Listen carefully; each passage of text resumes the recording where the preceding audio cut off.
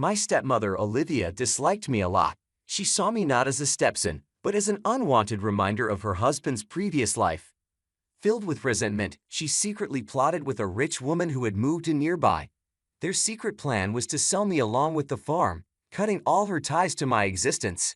However, fate had different ideas, and a surprising turn of events changed everything, leading to a series of unforeseen events that altered my life forever. Hello, my name is Jack, and I'm going to share a story that weaves through deep deception and paths of redemption. My story starts in the small town of Bern, Switzerland, where I lived on a large chicken farm. To an outsider, it might have looked charming, but for me, it was a battlefield. I was just 12 years old, but life had already forced me to take on the responsibilities of an adult. My mother died when I was born, an event that shaped my whole life. My father, overwhelmed with sadness and alcohol, found comfort in drinking rather than in being there for the son who needed him. Not long after, he brought Olivia into our lives. To her, I was merely a living reminder of a past she wanted to forget. Our home, if you could call it that, was sustained by the little money we made from our chicken farm. We sold eggs and chickens to make ends meet, but often, my father wasted our earnings at Joe's Tavern, leaving us on the edge of poverty. Every morning, as the sun cast long shadows over the dewy fields, I would be out feeding the chickens and collecting eggs while the rest of the world was still asleep. My small hands, rough and calloused, carried the weight of a life I never chose. School became a distant memory, a place for other children, not for someone who had to keep a farm running. But our story takes a darker turn the day Olivia's true nature came to light. I remember overhearing her one chilly morning. Her voice was sharp and secretive as she talked to someone on the phone about a solution to her problems. I didn't understand it then, but I felt a chill that wasn't from the cold. That's when Mrs. Patrick entered our lives. A widow, rich and mysterious, she had recently moved into a large estate near our farm. Her arrival was the talk of the town, but for Olivia, it was an opportunity. I later learned that Olivia saw a chance to get rid of me by making a deal with Mrs. Patrick.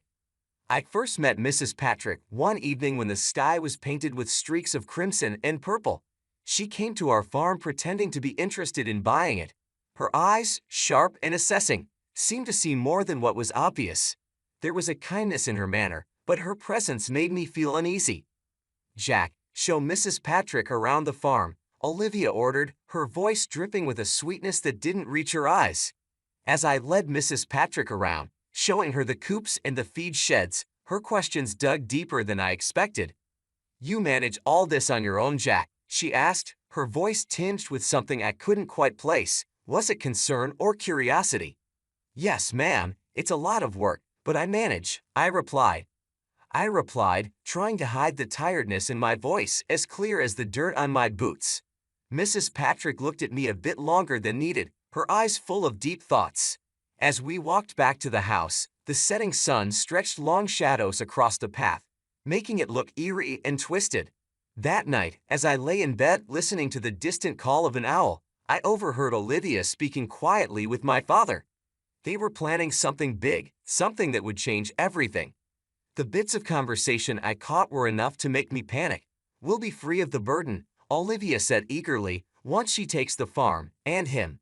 Their laughter, cold and cruel, reached up to my small attic room. I lay there, crushed by the weight of their plans. What did they mean? Was I the burden they wanted to be free of? Question after question raced through my mind, each more disturbing than the last. As dawn broke the next day, I woke up with a determination I had never felt before. I knew I needed to find out what was being planned behind closed doors. Little did I know, the answers would completely shake my world. It started like any other day on the farm, with the roosters crowing and the chickens bustling about, unaware of the human schemes unfolding around them. But today, I was not just feeding them. I was also watching and listening for any clue of what might happen next.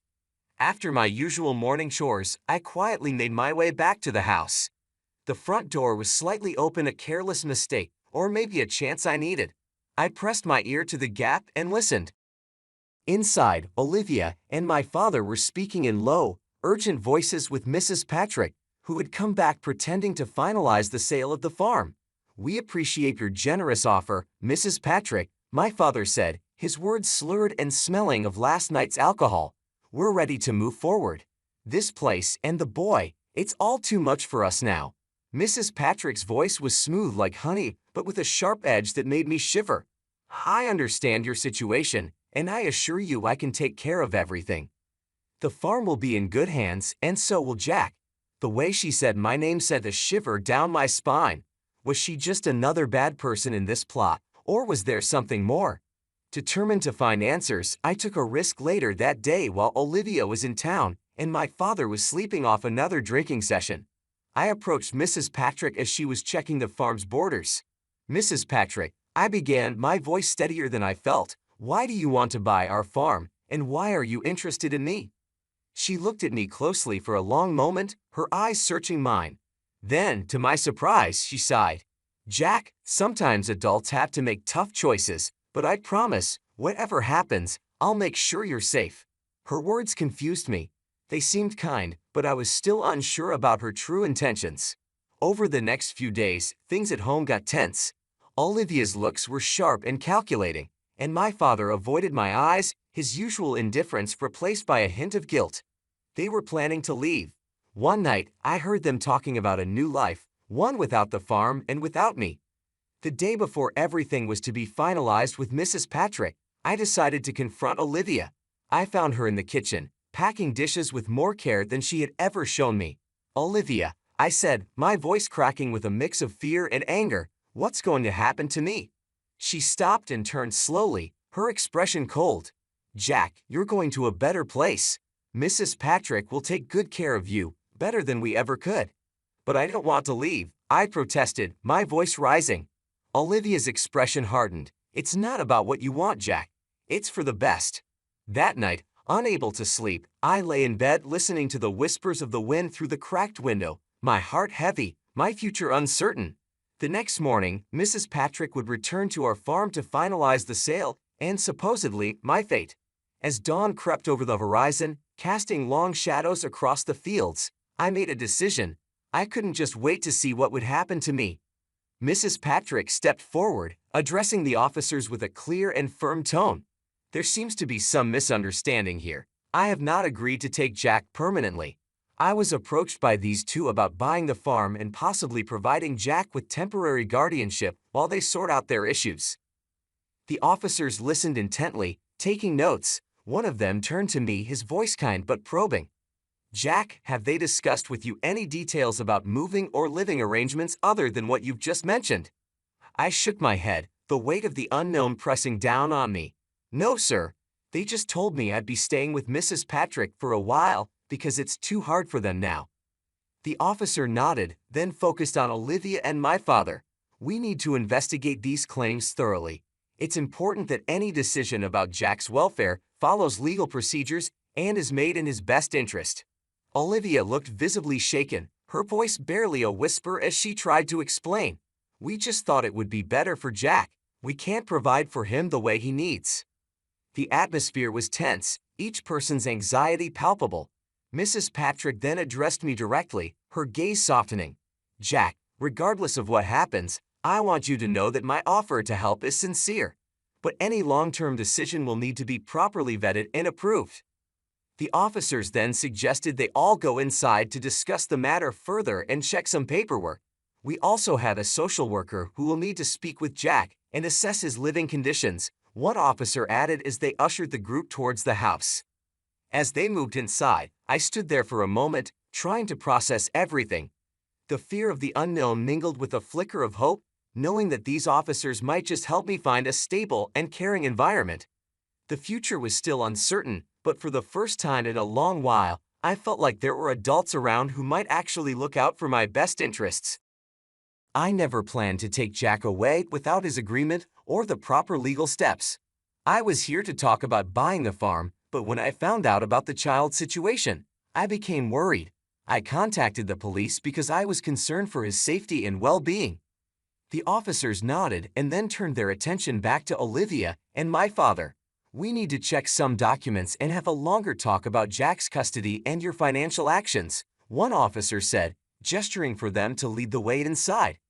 As they walked into the house, Mrs. Patrick stayed back with me for a moment.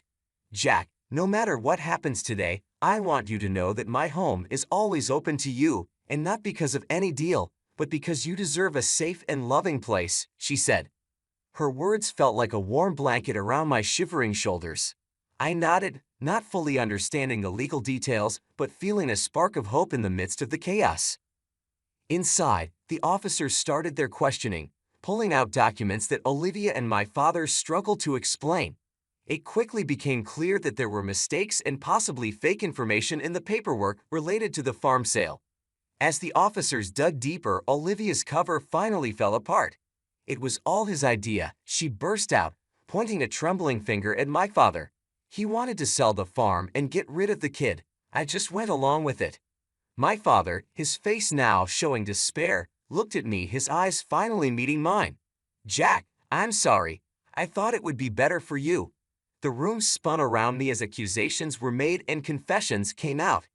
The officers took notes, their faces serious. The betrayal hurt, but the truth coming out also brought a strange relief. Finally, the reality of my life was being acknowledged by those who could change it. As the morning turned into afternoon, decisions were made. Olivia and my father were taken into custody for further questioning, and I was left in the temporary care of Mrs. Patrick. As we left the farm, I looked back at the only home I'd ever known, feeling the weight of my past and the uncertain promise of my future. As we drove away from the farm, the landscape of my past turned into a blur of green and gray, a picture fading into the background of my new reality. Seated next to Mrs. Patrick in the warmth of her car, I started to feel a cautious hope for what lay ahead. For the first time in what felt like an eternity, I felt a true sense of safety, a sanctuary from the chaos that had ensnared my life. Yet beneath this newfound security, my emotions churned: betrayal from those I had trusted, relief from the danger I was escaping, fear of the unknown ahead, and a budding hope kindled by Mrs. Patrick's words. Mrs. Patrick, sensing my tumultuous state, broke the silence as we drove. "Jack, I know today has been extraordinarily difficult, and the days ahead will involve many changes. But remember, you're not alone anymore," she assured me, her voice a soothing balm to my frayed nerves. She revealed that she had been observing the farm for some time, suspecting that not all was as it seemed. Her intervention, she explained, wasn't solely about the property itself, but was driven by a concern for my well-being. As we arrived at her estate, I was struck by its grandeur. The house, large yet welcoming, was surrounded by lush gardens bursting with vibrant colors, a stark contrast to the drab existence I had known. The gardens, a riot of hues, seemed almost surreal in their beauty, providing a visual feast that lifted my spirits. Over the subsequent days, Mrs. Patrick took the necessary legal steps to stabilize my situation. She was appointed my temporary guardian, and the process to officially make her my foster parent was initiated. During this period, I came to learn more about her. Unable to have children of her own, and having lost her husband a few years prior, she lived in a large estate that seemed too quiet for just one person. It was clear her heart had ample room for more. One sunny afternoon, as we meandered through her rose garden, the air fragrant with the scent of blooms, Mrs. Patrick paused and faced me. Her expression was earnest. "Jack, I want you to understand that you are not a replacement or a charity case," she began, her voice firm yet kind. "You are a brave young boy who deserves a chance at happiness. I hope with time, you will come to see this place as your home." Her words, sincere and heartfelt, planted a seed of hope in me. Maybe, just maybe, I could really start a new life here, one filled with love and stability. But life, as I was learning, is seldom straightforward. Just when I began to feel secure in my new environment, the past reared its head one more time. A few weeks after settling in with Mrs. Patrick, an unexpected call came from the police. They wanted to discuss the ongoing investigation into my father and Olivia. Anxiously, I went to the station where an officer handed me a letter found among Olivia's possessions. It was addressed to me from my mother. Holding the envelope, my hands trembled as I felt the weight of its contents. Inside, written in my mother's elegant hand, were words of pure love and longing. She spoke of her deep affection for me, her aspirations for my future, and her profound regret at not being there to witness it. The letter, a mixture of love and sorrow, shattered yet healed parts of me. Her words echoed in my heart, affirming that despite her physical absence, her love had always been with me. As I absorbed her words, a profound sense of clarity settled over me.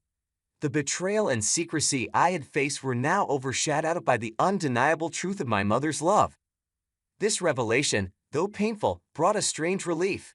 It reassured me of my worth and solidified my resolve to embrace the new life Mrs. Patrick offered. With each passing day, the estate began to feel more like home. The shadows of my past receded, making way for a future I had once thought unattainable. Seated next to Mrs. Patrick in the warmth of her car, driving away from the police station, I realized that life was offering me a new beginning. As we navigated the roads leading back to the estate, the landscape of my past, once filled with uncertainty and fear, faded into a backdrop of vibrant greens and grays, a mere setting for the unfolding story of my new reality. I didn't even realize I needed it until it was in my hands, a letter from a mother I never got to know. It was a piece of my past that Olivia had tried to erase, but now, it was finally mine. This link to my mother, a connection long denied, became a cherished possession as the weeks turned into months, and the legal proceedings against Olivia and my father unfolded. They were eventually found guilty of fraud and child neglect. My father, seeking redemption, tried to reach out, longing to apologize and to reconnect. But for me, the path forward did not include him, not yet at least. Forgiveness is a complex journey, and I wasn't ready to embark on it. Living with Mrs. Patrick, who I came to affectionately call Patricia, was a blend of everyday routines and extraordinary moments. School, which had once seemed like a distant, unattainable dream, became a staple in my daily life. Patricia supported me in every way. She encouraged my studies, supported my exploration of new hobbies, and most importantly, she helped me navigate the tangled emotions of my past. One evening, as we sat watching the sunset from the porch, the sky a canvas of orange and pink, Patricia turned to me and shared a thought that struck a deep chord. "Jack, all families are built differently. Some are formed by blood, others by bonds that are stronger than blood. We're the latter, and I couldn't be prouder." That moment felt like the final piece of a puzzle slotting into place. The turmoil of my past had led me to this tranquil present, and the future was a canvas waiting to be painted with the vibrant colors of hope and healing. Patricia's words sizzled deep within me, affirming a truth I was only beginning to grasp. The definition of family could be much broader than traditional bonds, encompassing connections built on support, understanding, and unconditional love. Days turned into weeks and weeks into months as I settled into my new life with Patricia. The estate, with its sprawling gardens and quiet corners, became a sanctuary where I could grow and heal. We spent many afternoons wandering through the blooming gardens, discussing books, life, and my dreams for the future. Patricia, ever patient and wise, listened and advised, guiding me with a gentle hand. As the court cases wrapped up and the legalities were dealt with, I found myself thinking more about the future. I started to make plans for college, for travel, and perhaps one day for ways I could help others who had faced challenges like mine. Patricia was supportive of all my plans, encouraging me to dream big and work hard. It wasn't just the practical support that made my life with Patricia transformative. It was the emotional healing that took place. The more I learned about empathy, compassion, and resilience from her, the more I began to understand the depth of what I had experienced. The process of healing from the past was slow and sometimes painful, but it was also filled with moments of profound realization and growth. And now, as I reflect back on the journey from the shadows into the light, I see how far I've come.